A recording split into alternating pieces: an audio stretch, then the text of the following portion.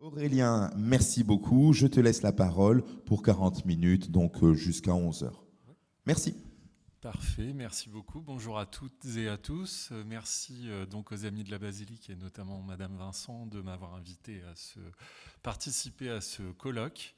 Vous voyez, moi aussi j'ai essayé de faire une petite déclinaison du mot restaurer. Maintenir et conserver, remanier, modifier, révéler et restituer, dans le but de vous montrer un petit peu ce que les restaurations peuvent apporter à travers l'exemple de 3 églises romanes du territoire charolais-brionnais. Je ne vais pas faire comme Nicolas, revenir sur le sens des mots, ce qui a été très bien fait. Donc je vais plutôt moi essayer de les illustrer à travers ces 3 exemples que j'ai choisis. Donc Paray-le-Monial parce que c'est un exemple emblématique du territoire. Saint-Nicolas, l'église Saint-Nicolas de Marcigny et l'église Saint-Pierre-aux-Liens de Varennes-Larconce, parce que, tout simplement, il s'agit des 2 plus récents chantiers de restauration d'églises romanes en Charolais-Brionnais. Et d'ailleurs, celui de Varennes-Larconce est encore en cours. Voilà. Alors, donc, je vais d'abord quand même rapidement vous rappeler l'identité de ces 3 sites, un petit rappel historique sur les 3 sites en question, que vous connaissez déjà très bien. Donc, Paray-le-Monial, un monastère fondé en 973 par le comte Lambert de Châlons, avec un premier édifice construit à la suite de la fondation, vraisemblablement sur le site actuel du monastère.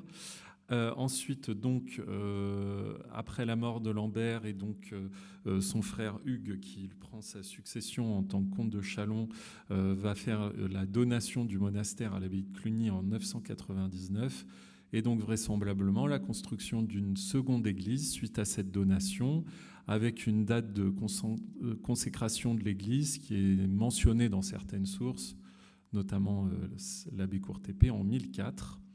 Donc église auquel sera construite au début du XIe siècle, à laquelle sera adjointe l'avant-nef qui est toujours existante dans le dernier quart du XIe siècle. Et puis enfin, une dernière phase de construction au XIIe siècle avec l'édifice actuel. Qui est donc construit et qui présente une importante filiation, comme vous le savez, avec la grande abbatiale de Cluny, érigée entre 1090 et 1130. Alors, cet édifice a été inscrit par liste au monument historique, classé au monument historique par liste en 1846. Et à la suite de ce classement, a connu plusieurs campagnes de restauration, principalement celle qui a tout de suite suivi la protection menée par Eugène Millet de 1856 à 1860 ou 62, et également bien sûr une campagne importante qui a permis à la basilique, et c'est celle dont M. Nem et M. Revéron ont déjà parlé, de restauration intérieure entre 1999 et 2007. Voilà pour replanter rapidement le décor sur Paray-le-Monial. Alors, je vais peut-être d'abord commencer par Saint-Nicolas, en fait. À Marcigny, comme vous le savez, l'abbé Hugues de Semur a fondé vers le milieu du XIe siècle le premier prieuré clunisien de Dames, de Monial, à Marcigny, qui était dans la mouvance des terres de sa famille, la famille des seigneurs de Semur. Un prieuré de Monial, mais qui était en fait un prieuré double, puisqu'il abritait également une petite communauté de moines qui étaient en charge du service liturgique au sein de ce monastère. Comme l'a très bien démontré Nicolas Revéron, il y avait des espaces bien délimités entre les 2 communautés, la communauté féminine et la communauté masculine au sein de ce monastère. Et donc l'église Saint-Nicolas était, de ce point de vue-là, l'église des moines. C'est un édifice qui a été construit assez tardivement par rapport à la chronologie des églises romanes du Brionnais, plutôt donc dans la deuxième moitié, voire le dernier tiers du XIIe siècle. Elle a été ensuite agrandie dans le deuxième quart du XIXe siècle, donc les archives ne permettent pas d'avoir une date précise de ces travaux d'agrandissement, qui consistent à l'ajout de 2 collatéraux, puisqu'à l'origine, nous avions un édifice avec une nef unique. Voilà. Et cet édifice de Saint-Nicolas a été en partie protégé au monument historique. En fait, c'est donc la partie centrale de la façade principale de l'église, de la façade ouest, qui a été inscrite donc en 1926. Et depuis cette inscription, il y a eu 2 grandes campagnes de travaux. Une campagne dans les années 80, 1986-1987, qui a consisté à reconstruire entièrement le clocher de l'église, que vous voyez ici surplombant la façade ouest. Et puis, très récemment, donc en 2022-2023, une campagne de restauration de l'ensemble des façades de l'édifice menée par Frédéric Didier, architecte en chef des monuments historiques. Voilà. Et puis alors, pour Varennes-Larconce, donc je viens de vous parler du prieuré de Marcigny.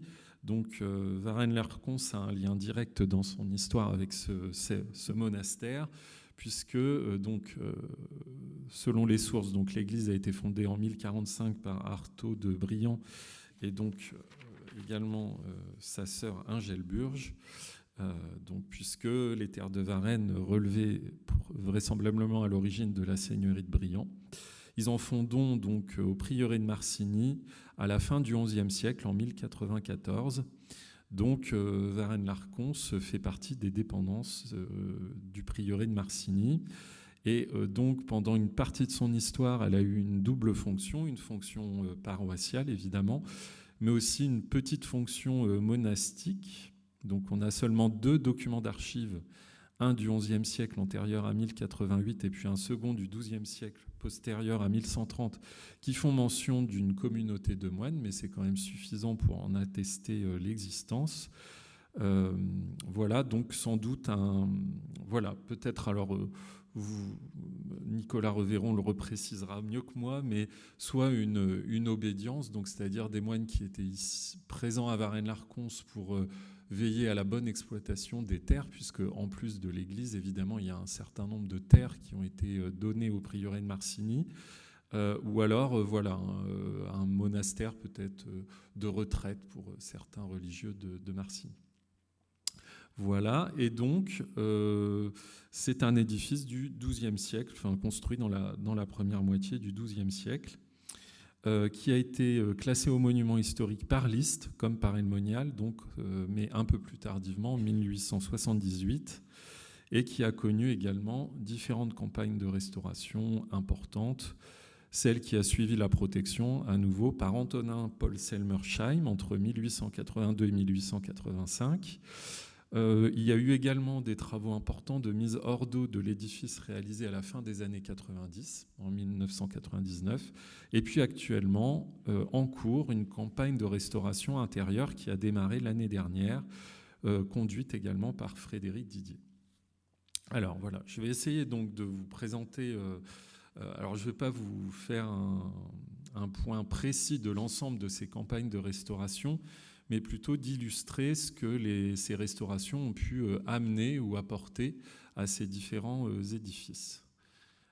Voilà, et donc on va commencer par la première déclinaison de ce mot « restaurer », maintenir et conserver.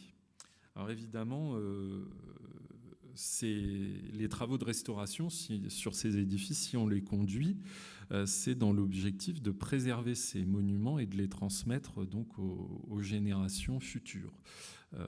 D'autant plus lorsqu'ils sont inscrits ou protégés au titre des monuments historiques. Voilà, il y a la conservation présente. Je cite tout simplement la loi du 31 décembre 1913 sur les monuments historiques. La préservation de ces monuments, leur conservation présente au point de vue de l'histoire ou de l'art un intérêt public. Donc il y a cette notion d'intérêt public derrière ces travaux de restauration intérêt public derrière cette idée de transmettre ce patrimoine aux générations futures. Et pour le transmettre, la première chose, c'est déjà de permettre à ce bâtiment de ne pas tomber en ruine, donc d'assurer finalement sa stabilité structurelle. Donc des fois, dans les travaux de restauration, on a des travaux qui déjà consistent premièrement à permettre à l'édifice de retrouver quelque part sa solidité. Et c'est ce que je voulais vous illustrer à travers ces termes de maintenir et conserver. Voilà, alors première illustration avec l'avant-nef de Paray-le-Monial, donc qui a été restauré dans le cadre de la campagne de restauration menée par Eugène Millet à la fin des années 1850. Cette avant-nef, en fait, elle présentait un certain nombre de problématiques. Voilà, donc je vous la représente sur le plan de la basilique. Donc c'est une partie de l'édifice qui se compose de 3 vaisseaux et qui est large de 2 travées. Donc elle était plus large à l'origine, mais elle a été légèrement rognée, on va dire, par la construction de Paray 3. Aujourd'hui, donc voilà, il en reste 2 travées. Et donc, au XIXe siècle, lorsque Eugène Millet entame le diagnostic, on va dire, c'était pas un mot de l'époque, mais donc le diagnostic du bâtiment, il constate notamment que les piles qui reçoivent la retombée des voûtes qui couvrent donc ces espaces présentent un tassement important qui est dû au poids des étages supérieurs, notamment de l'étage supérieur constituant la chapelle haute, et puis des 2 tours de façade. Alors il faut dire aussi que cette avant-nef avait été quelques siècles auparavant murée, et puis il y a une gravure du XVIIe siècle qui nous montre également que les tours de façade avaient été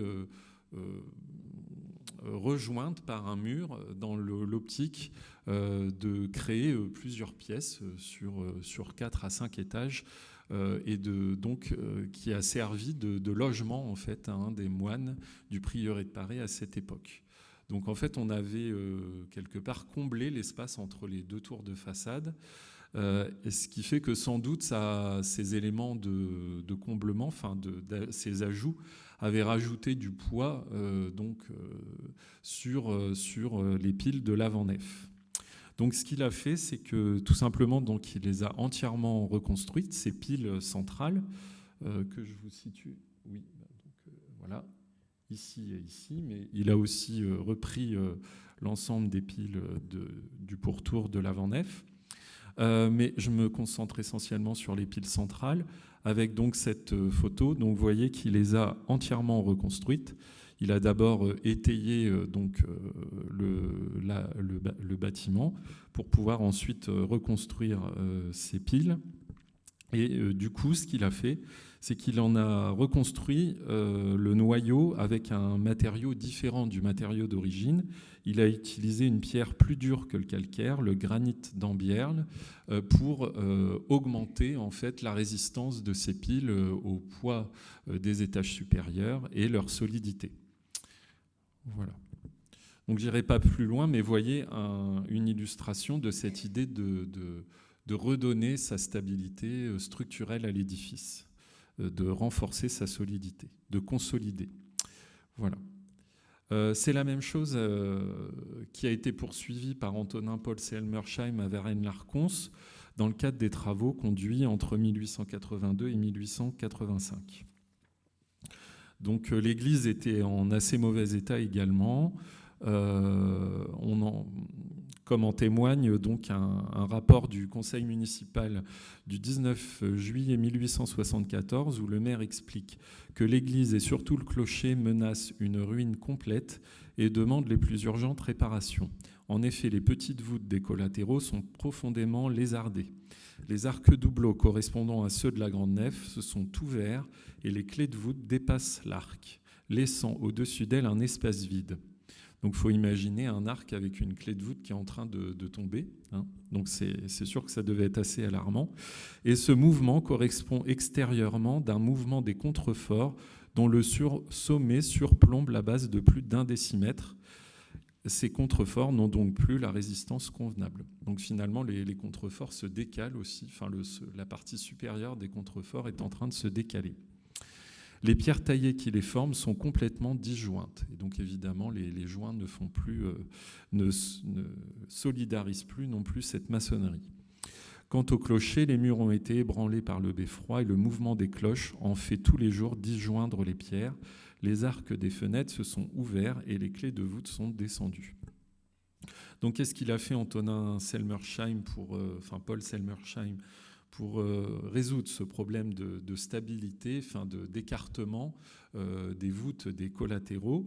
Notamment, il est venu refaire les contreforts, ou en tout cas les épaissir. Vous voyez donc, là vous avez un dessin qu'il a réalisé avant les travaux de restauration. Vous voyez en fait les contreforts ici sont droits. Et donc aujourd'hui, notamment sur le collatéral sud, vous voyez que donc, les contreforts sont à ressaut. Ils présentent deux reliefs qui font qu'ils sont désormais avec une surépaisseur de 30 cm par rapport au volume des contreforts d'origine. Donc il est venu renforcer ces contreforts pour qu'ils jouent à nouveau leur rôle de contrebutement des voûtes des collatéraux. Et puis bien sûr, il a été amené aussi à rejointer l'ensemble des maçonneries de cet édifice. Voilà. Donc voilà, vous voyez un petit peu les différents éléments qui viennent constituer une restauration dans le but d'une consolidation de l'édifice. Sur le même thème, je vais vous évoquer donc la restauration de la façade occidentale de l'église Saint-Nicolas, et notamment donc de la partie centrale qui est donc romane et inscrite au monument historique depuis 1926. Alors vous voyez le plan de Saint-Nicolas, du coup, avec l'édifice d'origine, roman, et puis donc les deux collatéraux ajoutés au XIXe siècle qui donnent une forme un peu curieuse, trapézoïdale à l'édifice actuel, et le chevet qui a lui aussi été entièrement rebâti dans le premier tiers du XXe siècle, il me semble. Voilà. Donc, pour la restauration de la façade romane, en fait, il y avait des problèmes d'érosion en fait de la maçonnerie qui a été complètement altérée. Et puis également des problèmes de pollution, puisque donc il y avait un passage automobile assez important devant la façade, qui fait que les gaz d'échappement avaient pollué, noirci un petit peu cette façade. Et alors, l'érosion de la maçonnerie, elle était notamment due, c'est là que je rejoins mon idée de stabilité structurelle de l'édifice, elle était notamment due parce que, voyez, vous avez sur cette façade plusieurs petits éléments en saillie sur la façade, donc des corniches, des larmiers, des archivoltes, qui avaient pour objectif donc de repousser les eaux de pluie. Eh bien, ces éléments-là étaient aussi très abîmés et donc ne jouaient plus leur fonction de repousser les eaux de pluie qui devaient en partie ruisseler le long de la façade et qui ont entraîné donc cette érosion, cette dégradation de la maçonnerie. Du coup, vous avez aujourd'hui l'avant-après donc de cette restauration qui a consisté donc tout d'abord à retailler les faces des pierres sur une profondeur de 3 à 4 cm. Donc en fait, ils ont désépaissi la façade en quelque sorte. Ils ont enlevé la couche supérieure de la maçonnerie pour pouvoir retrouver donc une meilleure qualité de matériaux. Ce choix il a été fait parce que ça a permis de conserver 80% des pierres d'origine, alors que s'il avait fallu remplacer des pierres selon les modes opératoires courants dans les restaurations de bâtiments, ça aurait entraîné une perte quasi intégrale de la matière authentique de cette façade. Du coup, là, vous voyez, nous, dans notre concept de restauration, par rapport à ce qu'expliquait justement Nicolas juste avant, notamment par rapport à ce qui se passe au Japon, nous, justement, on a quelque part une espèce de réserve, finalement, à remplacer le matériau. Et la valeur de l'édifice, elle se trouve, de notre point de vue, également dans l'authenticité, enfin l'origine du matériau. Et vous voyez que donc les choix sont faits justement pour le conserver au maximum. Donc ça, c'est intéressant à voir par rapport à d'autres conceptions, d'autres cultures, comme celle qui a été exposée tout à l'heure. Voilà. Et puis donc pour les parties de décor sculpté, évidemment, là, on n'a pas désépaissi, on n'a pas enlevé 3 à 4 cm, sinon évidemment, il n'y aurait plus de décor. Donc on a utilisé une autre technique, le micro-sablage, hein, c'est-à-dire que ça consiste à projeter à grande vitesse un abrasif à l'aide d'air comprimé, et ça permet d'enlever simplement la couche superficielle de la pierre, hein, la salissure, et de lui redonner, à la pierre donc sa teinte, sa couleur d'origine. Voilà. Alors je vais vous montrer un petit peu dans le détail ce que ça donne. Vous voyez, du coup, il n'est pas question de redonner un état neuf au décor. On voit encore les traces d'usure, mais simplement de stopper la dégradation. Et donc, en plus du nettoyage par micro-abrasion, il y a donc eu une consolidation du matériau par la pose de silicate d'éthyle. Donc, c'est un liquide qui est appliqué sur les pierres, notamment les pierres de nature assez poreuse comme le calcaire, pour entraîner un durcissement du matériau et un caractère un peu plus imperméable du matériau. Donc là, l'objectif n'est pas de redonner un état neuf, mais de stopper la dégradation. Mais on voit encore bien l'usure du temps sur cette restauration.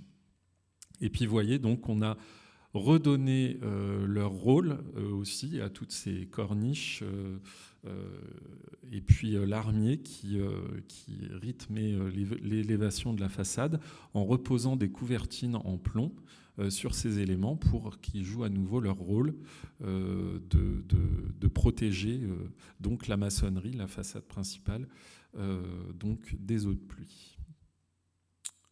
Voilà, donc ça c'était le premier volet.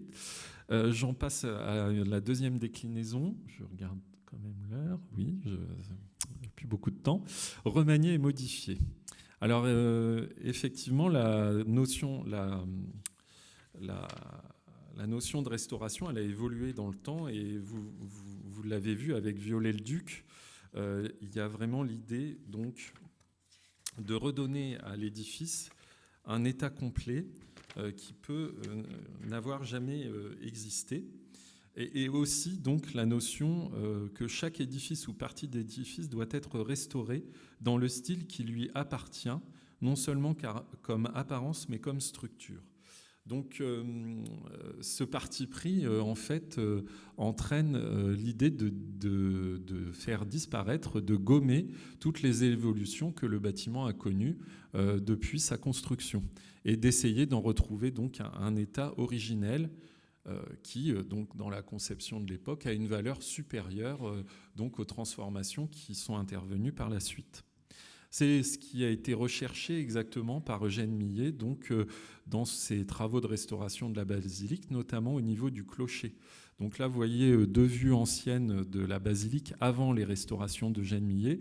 On voit donc le clocher central de la basilique qui est composé de 3 niveaux, dont le dernier niveau qui était ajouré donc, avant ces travaux de restauration, donc par des baies de style gothique,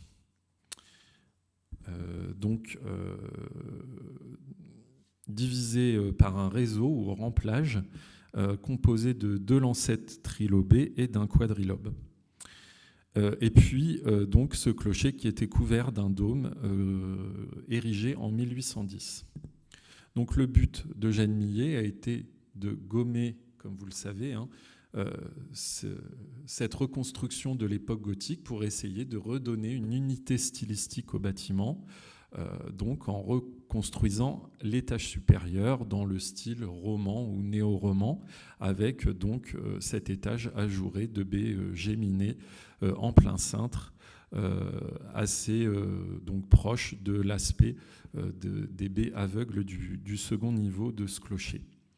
Et puis donc de refaire la couverture avec cette flèche octogonale, ce qui lui donne une filiation encore plus forte avec Cluny, puisque du coup aujourd'hui ce clocher a un aspect assez semblable au clocher de l'Eau Bénite, qui est le seul clocher subsistant de la grande abbatiale de Cluny.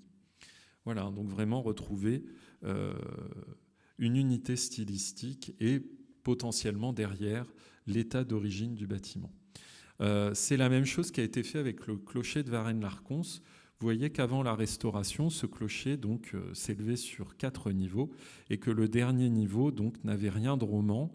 Il avait été sans doute reconstruit à une époque postérieure à l'époque romane, indéfinie, et il était simplement ajouré de ces petites baies carrées ou quadrangulaires. Donc Selmersheim a eu le projet de reconstruire ce dernier niveau à l'identique, notamment de l'étage inférieur, avec à nouveau un étage de baies géminées, pour toujours retrouver une unité stylistique à ce bâtiment. Donc vous avez ici le dessin de l'état avant restauration et ici le projet de restauration. Mais ce n'est pas ce qui a été réalisé finalement, puisque donc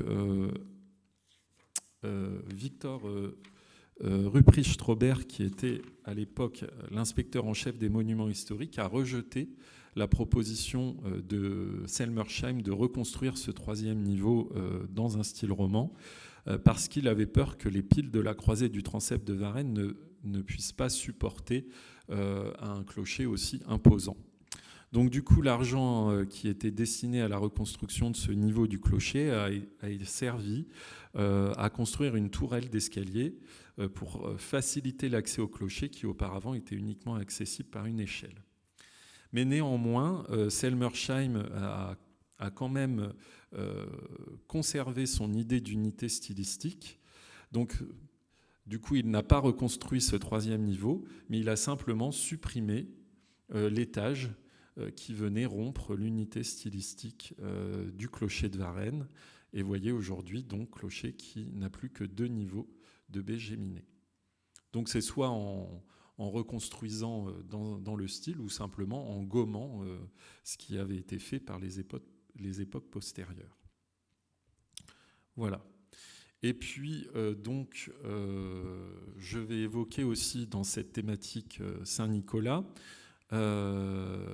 puisque donc dans la restauration de l'ensemble des façades de l'édifice, vous voyez qu'il y a eu un ajout, un portail en trompe-l'œil sur la façade du bas-côté nord. Alors ce qu'il faut savoir, c'est que cette façade, ce bas-côté nord, à l'origine, il y avait une maison qui était accolée donc à cette façade, qui a été détruite. Donc, du coup, en fait, il n'y avait plus de façade sur ce bas-côté. Donc, on avait reconstruit, en lieu et place de cette maison, un mur nu pour simplement fermer ce bas-côté. Et donc, Frédéric Didier, dans son projet de restauration, a eu ce parti d'agrémenter ce mur nu avec ce trompe-l'œil, ce portail en trompe-l'œil, qui fait donc écho au portail néo-roman de la façade du collatéral sud, donc en correspondance. Voilà. Et donc je vais vous lire rapidement un extrait du dossier de travaux. Nous préconisons donc en sus la réalisation d'un décor en trompe-l'œil reprenant l'ordonnancement du portail néo-roman symétrique, ainsi sans tromper le public et dans un souci de réalisme économique combiné avec une réelle volonté de mise en valeur, la façade principale de l'édifice trouvera enfin un certain équilibre tout en respectant les strates de l'histoire. Vous voyez donc aussi ces travaux de restauration qui ont pour but peut-être aussi de rechercher à harmoniser, à équilibrer l'édifice dont les différentes parties parfois peuvent être d'inégal intérêt, puisqu'elles n'ont pas été construites à la même époque, pas sur les mêmes partis pris. Et donc là, un projet de restauration qui vise un petit peu à harmoniser la qualité de l'édifice sur l'ensemble des façades. Et donc j'y reviendrai rapidement après. Bon, là, je vais passer. Alors, sur la dernière déclinaison du verbe restaurer, révéler et restituer. Évidemment, l'intérêt des restaurations, c'est qu'avant de restaurer, et surtout aujourd'hui, on étudie les bâtiments et ça permet donc de révéler des aspects parfois oubliés et qui étaient devenus invisibles. Voilà, de les révéler temporairement, parfois de pouvoir à nouveau les présenter au regard des visiteurs, voire d'essayer d'en restituer un état, un aspect complet. Alors, rapidement, donc le chantier de restauration de la basilique de Paray-le-Monial entre 1998 et 2005 a permis d'améliorer de manière significative la connaissance que nous avions de cet édifice et aussi des édifices qui l'ont précédé. Notamment donc grâce aux campagnes de fouilles du sous-sol qui ont eu lieu avant les travaux de restauration ou au préalable des travaux de restauration, et puis également campagnes d'archéologie du bâti, donc d'observation des maçonneries qui ont pu être réalisées grâce à la présence des échafaudages. Donc pour commencer, qu'est-ce que ces campagnes ont permis de révéler ? Par exemple, la présence de Paray II, donc l'église construite suite à la donation de Cluny et que certaines sources disent avoir été consacrée en 1004. Donc on a effectivement retrouvé sous le sol de la basilique actuelle, qui était un sol du XVIIIe siècle, donc plusieurs fragments de maçonnerie du XIe siècle qui correspondent aux fondations de Paray II. Donc un édifice dont on a pu entièrement restituer le plan que vous voyez donc ici. Un édifice donc long de 39 mètres composé d'une nef unique, vraisemblablement charpenté au regard de l'épaisseur des murs et de l'absence d'éléments de contrebutement, d'un transept dont les bras ouvraient sur 2 absidioles et d'un chœur divisé en 3 vaisseaux formés de 2 travées droites et d'absides semi-circulaires. Donc on pourrait appeler un chevet à chapelle alignée. Et puis donc on voit bien que l'avant-nef a été donc accolée à ce bâtiment dans le dernier quart du XIe siècle, mais qu'elle a été vraiment construite dans la poursuite de Paray II et donc en continuité avec ce bâtiment. On le voit bien parce qu'aujourd'hui il y a notamment on constate l'antériorité de l'avant-nef par rapport au reste de l'édifice actuel par les raccordements, les éléments de maçonnerie. On voit bien les raccordements qui ont été faits, qui sont assez nets et qui montrent qu'on n'est pas sur le même édifice, et également le désaxement de l'avant-nef par rapport au reste de l'édifice actuel. Alors là, vous voyez donc une photo des fouilles où on voit donc une partie des fondations de Paray II, notamment donc le mur droit du chœur et puis un bout du transept avec une absidiole. En fait, ce qu'on voit là sur la photo, c'est exactement ce que vous avez ici. Voilà. Alors, ces campagnes d'études archéologiques ont aussi permis de mieux connaître les phases de construction de Paray III. Donc très rapidement, là, vous voyez, un édifice construit en plusieurs phases, qui s'étale du début du XIIe siècle jusqu'au début du XIIIe siècle. Donc ça, grâce aux échafaudages qui ont permis, avant la restauration, d'observer l'ensemble des maçonneries. Voilà, ça a permis aussi de retrouver le sol d'origine de la basilique, le sol médiéval, en partie. Vous voyez donc ici un essai de restitution du sol médiéval avec dans les teintes plus foncées les parties qui ont été retrouvées. Sol qui était donc constitué de carreaux de terre cuite de forme carrée, de couleur jaune et noire, qui dessinaient différents motifs, chevrons, damiers, losanges, et qui en fait marquaient des circulations liées à la liturgie. Voilà. Donc vous voyez un ensemble de ces travaux de restauration qui permettent la redécouverte d'éléments significatifs dans la connaissance des édifices. Et puis rapidement, pour vous évoquer aussi une campagne de restauration de la basilique qui a eu lieu dans les années 30 et qui, pour le coup, a consisté à enlever les enduits et badigeons des murs intérieurs de la basilique. Ces travaux, dans les années 30, ils ont été menés dans l'idée de redonner à l'Église sa beauté primitive. Alors, vous voyez aussi que suivant les époques, on avait une vision, une interprétation différente de ce qu'avait pu être l'état d'origine du bâtiment. Et donc, parfois, on est venu supprimer des choses qui constituent aujourd'hui une perte regrettable. Quoi qu'il en soit, l'enlèvement des enduits a permis notamment de retrouver, notamment la peinture, les fresques qui décorent la voûte en cul-de-four du chœur de la basilique, grâce à cette campagne des années 30. Voilà, donc retrouver, révéler, présenter à nouveau aux visiteurs des éléments qui, avant ces travaux de restauration, étaient devenus invisibles. Révéler également, restituer, parce que parfois, quand on retrouve ces éléments, même de manière fragmentaire, on peut, dans ces projets de restauration, arriver à une restitution complète de ces éléments.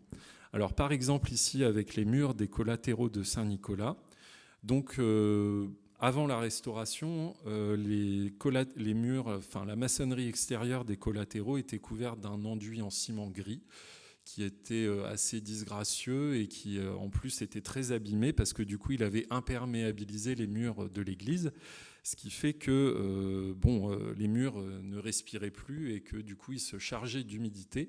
Donc, enduit en ciment qui a été enlevé grâce à la restauration de 2022-2023. Et donc, Frédéric Didier a eu pour proposition de restituer un état antérieur de ces murs des collatéraux de Saint-Nicolas, qui a été documenté grâce à cette carte postale ancienne.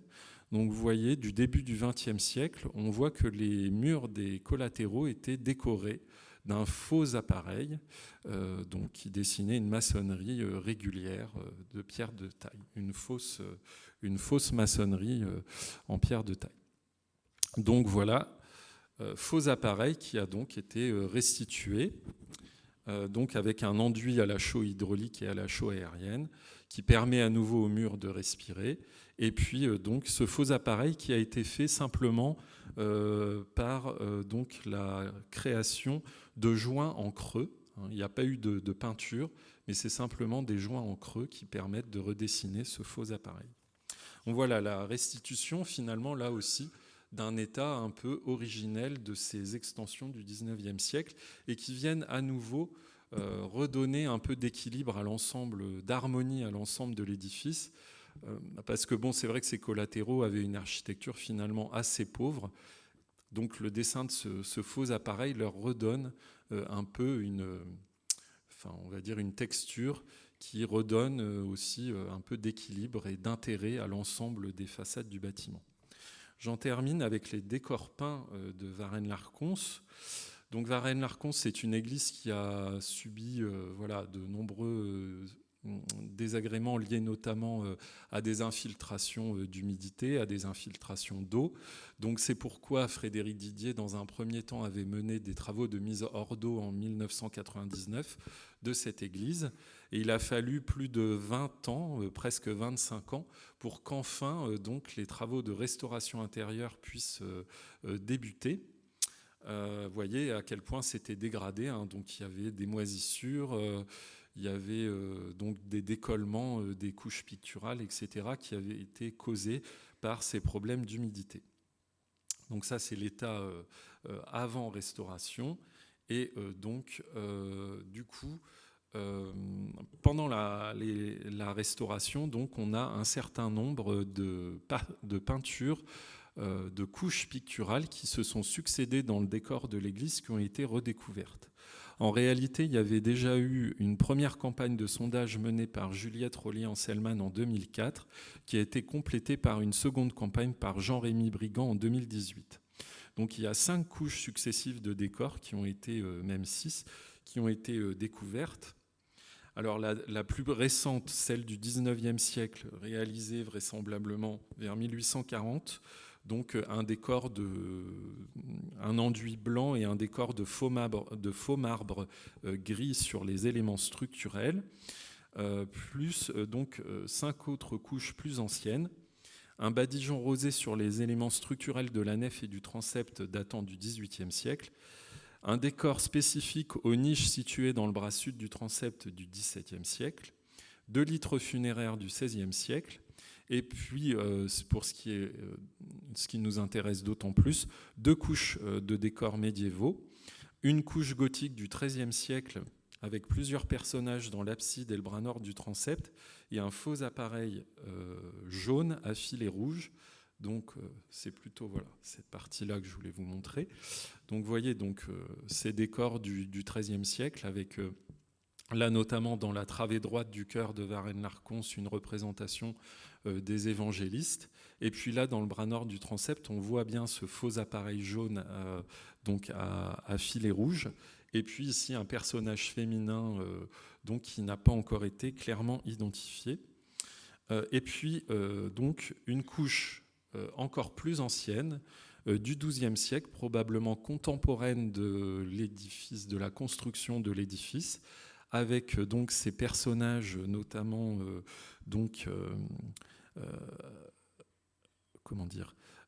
à pommettes rouges. Vous voyez les pommettes qui sont représentées par des ronds rouges, et puis au pli de vêtements droits, et puis avec aussi des décors de forme géométrique. Vous voyez des losanges, des volutes, etc. Donc, le projet de restauration de l'intérieur de l'église de Varennes-Larcons consiste à restaurer l'ensemble de ces décors, à en restituer certaines parties, mais aussi à faire un choix dans les décors qui vont être restaurés et présentés au public. Voilà. Alors, du coup, dans la nef, il y a aussi une polychromie sur les chapiteaux qui a été retrouvée, qui va être en partie restituée. Donc dans la nef, le choix prévoit donc de remettre en valeur le dernier état de présentation intérieure conçu au début du XIXe siècle, parce que tout simplement ça s'impose puisqu'il n'y a aucune alternative qui est réellement défendable. Il n'y a pas de décor antérieur à celui du XIXe siècle dans la nef qui est suffisamment bien conservé et connu pour en permettre une restitution. Donc c'est celui du 19e qui a été choisi pour être restitué dans la nef et aussi en partie dans le chœur pour que depuis l'entrée de l'église, il y ait une certaine homogénéité qui soit perceptible. Donc du coup, les décors de faux marbre vont être aussi restitués en partie dans le chœur afin d'avoir dans la perspective de l'église depuis l'entrée une certaine harmonie, une certaine homogénéité.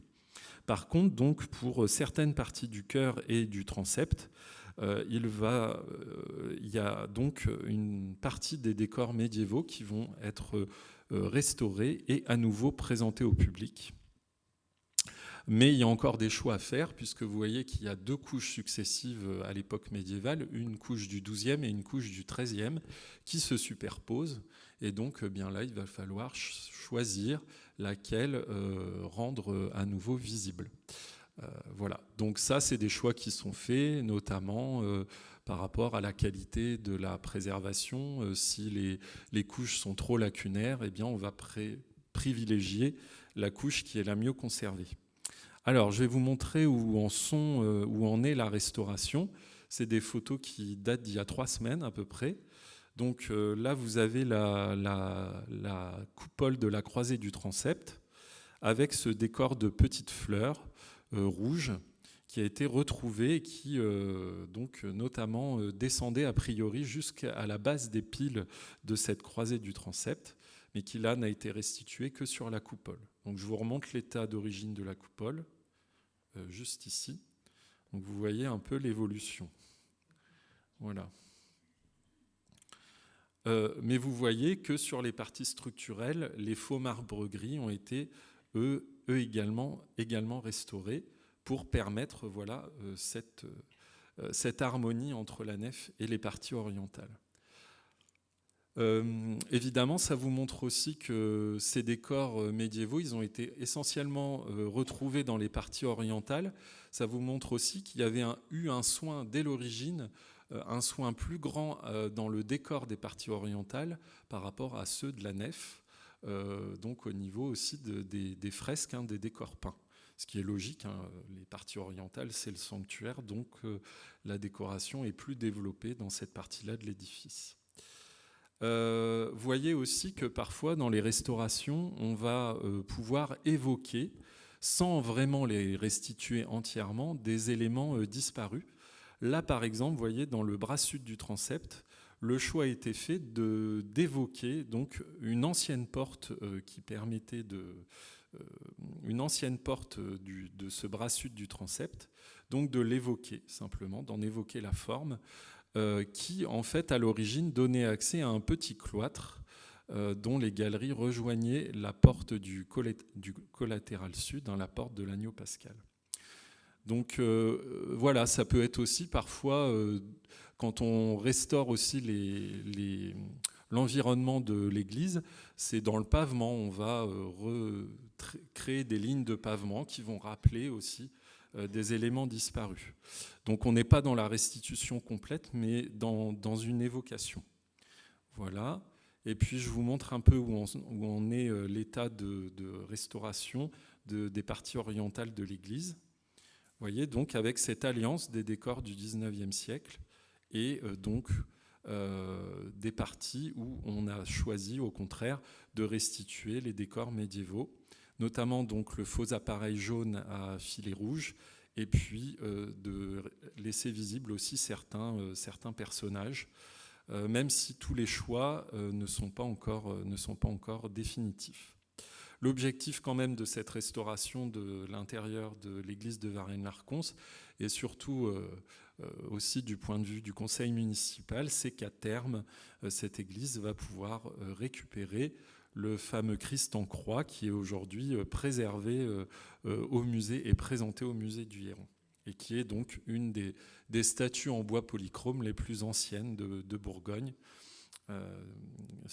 ce qui a pu être attesté suite à la restauration de cette statue et l'étude qui en était faite. Vous voyez donc, en fait, l'église de Varennes-Larconce va retrouver un visage complètement presque nouveau pour nous, visiteurs,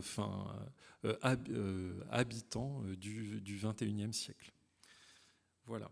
Alors ce que je voulais dire en conclusion, c'est que vous voyez, au fil de tous ces éléments qui viennent consolider, modifier ou qui viennent révéler à nouveau des éléments disparus de ces édifices, enfin des éléments qui étaient devenus méconnus ou invisibles, eh bien finalement on vient redessiner au fur et à mesure un nouveau paysage monumental. En fait, ces restaurations, à travers ces restaurations, finalement, l'idée de restituer l'état d'origine, c'est un petit peu un mythe, finalement. C'est presque impossible de restituer l'état d'origine, de toute façon, par l'absence de documentation qui permettent d'en avoir un état précis. Ce qui est important à travers ces restaurations, finalement, c'est qu'on va permettre de redonner un état, pas neuf, mais en tout cas un état convenable à ces édifices, et donc permettre leur transmission aux générations futures. Et c'est vraiment ça qui est important, même si au final, chacune de ces campagnes de restauration vient redessiner un petit peu ce paysage, modifier un peu l'état de ces édifices, Mais ce qui est important, c'est que ces édifices, à nouveau, vont pouvoir être transmis aux générations futures. Et c'est ça qui est vraiment important dans le cadre de ces restaurations. Plus que, finalement, ce mythe de retrouver l'état d'origine. C'est ça que je voulais dire. Voilà, je vous remercie. J'espère vous avoir intéressé.